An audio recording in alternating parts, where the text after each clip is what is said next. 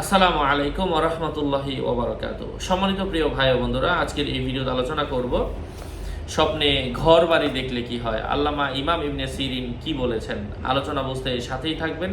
যারা এখনো চ্যানেলটি সাবস্ক্রাইব করেননি, সাবস্ক্রাইব করতে ভুলবেন না। ভেরিফাই চ্যানেলের ডেসক্রিপশন বক্সে ক্লিক করলে আমার পেজ এবং আইডি আসবে। এটা ছাড়া আলাদা অন্য কোনো পেজ নেই, আইডি নেই, ইমো নেই, হোয়াটসঅ্যাপ নেই, টিকটক নেই। নাম ছবি দেখে বিভ্রান্ত হওয়া যাবে না। প্রত্যেক ভিডিওতে আলাদা আমি সাবধান করি, সতর্ক করি।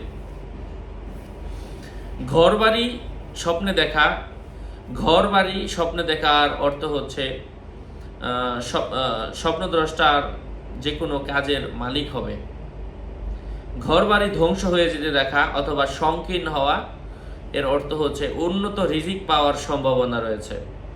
কেননা পুরুষ মহিলার উপর তত্ত্বাবধায়ক ছাদ দেয়ালের উপর অবস্থান করে, সুতরাং ঘরের কাঠামো দেয়ালের উপর নির্ভরশীল।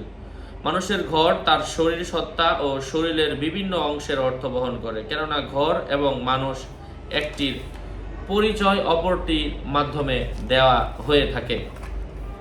সুতরাং ঘর তার সম্মান, মান, মর্যাদা, উপদেশ এবং পরিবারের নিরাপত্তা। কখনো কখনো ঘর স্বপ্নদ্রষ্টার জীবন যাপনের সম্পদে অর্থ বহন করে, কখনো তার পোশাক বোঝায় যে তার মাঝে প্রবেশ করেছে। ঘরের দরজা দেখা, এটা কখনো কখনো একাধিক ঘরের মালিক হওয়ার উদ্দেশ্য বহন করে, আবার কখনো কখনো সন্তানদেরকে বোঝায়।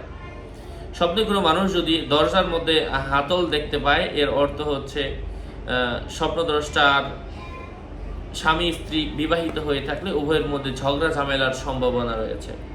অপরিচিত বাড়ি দেখার অর্থ হচ্ছে আখিরাতের বাড়ি, কেননা আল্লাহ তাআলা এর নাম রেখেছেন দ্বার তথা বাড়ি। যেমন আল্লাহ তাআলা বলেছেন সেটি হলো আখিরাতের বাড়ি।